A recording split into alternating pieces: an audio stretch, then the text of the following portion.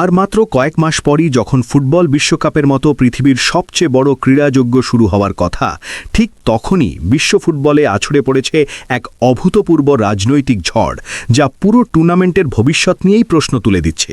কারণ বিশ্বকাপ ইতিহাসের অন্যতম সফল দল, 4 বারের চ্যাম্পিয়ন জার্মানি 2026 সালের ফুটবল বিশ্বকাপ বয়কটের ভাবনায় আছে, এমন ইঙ্গিত দিয়েছে খোদ জার্মান ফুটবল অ্যাসোসিয়েশনের শীর্ষ মহল, যা স্বাভাবিকভাবেই বিশ্ব ফুটবল প্রেমীদের মধ্যে তোলপাড় সৃষ্টি করেছে।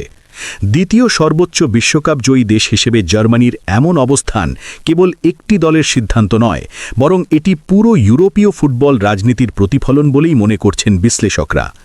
জার্মান ফুটবল ফেডারেশনের এক ঊর্ধ্বতন কর্মকর্তা স্পষ্ট করে জানিয়েছেন, যুক্তরাষ্ট্রের সাম্প্রতিক রাজনৈতিক কর্মকাণ্ড ও আন্তর্জাতিক কূটনৈতিক আচরণ গভীর উদ্বেগের জন্ম দিয়েছে, আর সেই প্রেক্ষাপটেই 2026 বিশ্বকাপ বয়কটের বিষয়টি আলোচনায় এসেছে।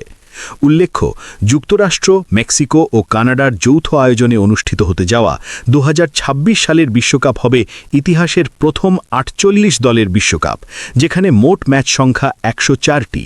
এর মধ্যে প্রায় 78টি ম্যাচ অনুষ্ঠিত হওয়ার কথা যুক্তরাষ্ট্রে, যা দেশটিকে টুর্নামেন্টের মূল কেন্দ্রবিন্দুকে পরিণত করেছে। আর এখানেই তৈরি হয়েছে জটিলতা। ইউরোপের একাধিক দেশের সঙ্গে যুক্তরাষ্ট্রের সাম্প্রতিক টানাপড়েন, বিশেষ করে ডেনমার্ক নিয়ন্ত্রিত গ্রিনল্যান্ড ইস্যুকে কেন্দ্র করে যুক্তরাষ্ট্রের রাজনৈতিক অবস্থান এবং সাবেক প্রেসিডেন্ট ডোনাল্ড ট্রাম্পকে ঘিরে নতুন করে তৈরি হওয়া আন্তর্জাতিক বিতর্ক ইউরোপীয় দেশগুলোর মধ্যে ক্ষোভ বাড়িয়েছে। এই ক্ষোভ থেকেই অনেকের ধারণা, ক্রীড়াঙ্গনকে রাজনৈতিক চাপ তৈরির হাতিয়ার হিসেবে ব্যবহার করতে চাইছে কিছু ইউরোপীয় শক্তি, আর সেই চাপের কেন্দ্রে রয়েছে ফুটবল বিশ্বকাপ।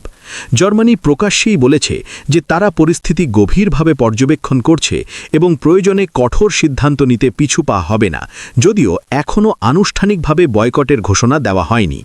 জার্মানির এই অবস্থানকে সমর্থন করছে ইউরোপের কিছু দেশ, যারা মনে করছে যুক্তরাষ্ট্রের ওপর আন্তর্জাতিক চাপ বাড়ানোর এটি একটি কার্যকর মাধ্যম হতে পারে। তবে সবাই যে একই পথে হাঁটছে এমনটা নয়। ফ্রান্সের ফুটবল ফেডারেশন ইতোমধ্যেই জানিয়ে দিয়েছে তারা এই মুহূর্তে বিশ্বকাপ বয়কটের পক্ষে নয় এবং ক্রীড়াকে রাজনীতি থেকে দূরে রাখার পক্ষেই অবস্থান করছে।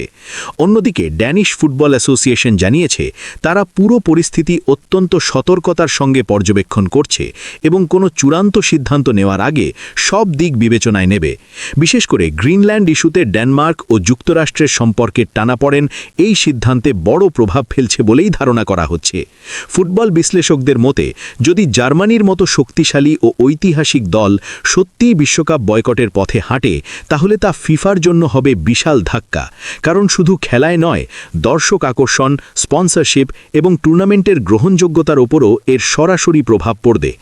একই সঙ্গে প্রশ্ন উঠছে, রাজনৈতিক দ্বন্দ্ব কি ধীরে ধীরে ফুটবলের মতো বৈশ্বিক খেলাকে গ্রাস করছে, নাকি শেষ মুহূর্তে কূটনৈতিক সমাধানের মাধ্যমে সব কিছু স্বাভাবিক হয়ে যাবে?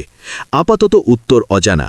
তবে এক বিষয় নিশ্চিত, 2026 ফুটবল বিশ্বকাপের আগে মাঠের বাইরের এই নাটক বিশ্ব ফুটবলকে এমন এক অনিশ্চয়তার মুখে দাঁড় করিয়েছে যা আগে কখনো দেখা যায়নি। আর এর পরিণতি কী হবে, সেটাই এখন জানতে চায় সারা বিশ্বের ফুটবল প্রেমীরা।